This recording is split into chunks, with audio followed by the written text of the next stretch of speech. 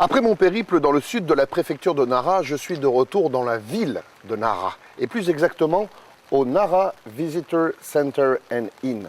Vous allez me demander qu'est-ce que c'est? Eh bien c'est un lieu où vous pouvez trouver toutes sortes d'informations quand vous êtes un touriste étranger. Le Nara Visitor Center se trouve à 5 minutes à pied de la gare Kintetsu de Nara et à 10 minutes à pied de la gare JR. Donc si vous vous baladez dans le Japon avec votre JR Rail Pass, vous pouvez arriver jusque-là et finir à pied. Avant d'aller voir ce qui se passe à l'intérieur, je vous invite à retenir que aux alentours, ici, vous avez aussi les plus beaux vestiges de la ville de Nara, à savoir le Daibutsu, le grand Bouddha, et une pagode de 5 étages qui se trouve juste à 5 minutes à pied du centre. Je m'appelle Cyril Copini, je vis au Japon depuis 18 ans et j'ai le plaisir de vous emmener avec moi à la découverte de cette merveilleuse préfecture de Nara. Voilà, donc à l'intérieur du Nara Visitor Center, vous pouvez mettre la main sur toute forme d'informations qui vont améliorer et rendre votre séjour agréable. Vers quel hôtel se diriger, dans quel restaurant vous rendre, dans quel onsen pour les bains chauds, pour ceux qui aiment ça. Toutes les informations dont vous aurez besoin pendant votre séjour dans la ville de Nara, dans la préfecture de Nara, et puis même en dehors de cette préfecture, si vous allez sur Osaka, Kyoto, en tout cas aux alentours, dans la région du Kansai, vous les trouverez ici. Et puis si vous arrivez avec vos euros, vos dollars ou toute autre monnaie, eh bien vous pouvez toujours demander à changer des yens ici ou sur ce point bancaire de la banque Seven, la Seven Bank, qui est ouverte 24 heures sur 24. Si vous voulez en savoir plus aussi sur la culture japonaise, eh bien, vous avez un programme journalier. Le Nara Visitor Center vous invite tous les jours à des petits ateliers. Alors, il y en a pour tous les goûts.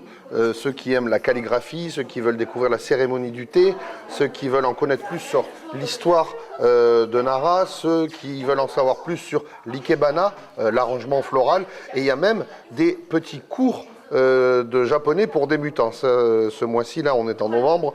Le prochain, ce sera le 26. Voilà, ça se passe ici, dans la salle principale du Nara Visitor Center and Inn. Alors, and Inn, ben, ça veut dire aussi hôtel, chambre.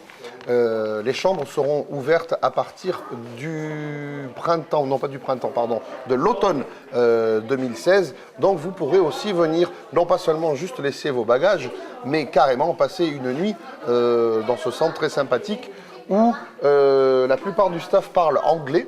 Donc pas de problème de communication. Si vous, par contre, vous ne parlez pas anglais, rassurez-vous, il y a un service téléphonique où vous pouvez avoir aussi des informations en français. À présent, une petite cérémonie du thé très très simple. Hai, onegaishimasu.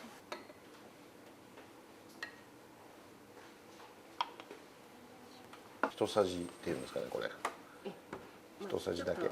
D'accord. Le thé vert japonais est un peu amer, donc il ne faut pas en mettre trop.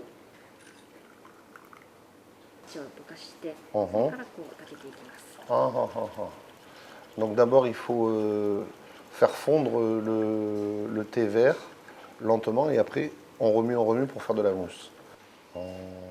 Dekiagari, tu vois, toi. Voilà, une fois qu'on a fait de la mousse sur l'ensemble de la surface, le thé est prêt. D'accord, il faut manger le petit gâteau avant, parce que comme c'est un peu amer, il vaut mieux se sucrer la bouche.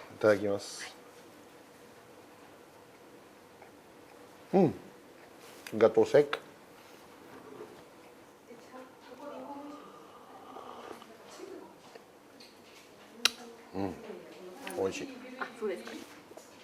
Ah, délicieux. Alors, c'est la fin de ce voyage qui nous a amenés dans la préfecture de Nara. On a commencé par un petit tour au village de Tenkawa, vous vous souvenez, la rivière céleste. Ensuite, on est remonté à Yoshino. Et on termine aujourd'hui par le centre-ville de Nara. J'espère que ça vous a bien plu et que ça vous a donné surtout envie de venir visiter la préfecture de Nara dans son ensemble, elle et ses mystères.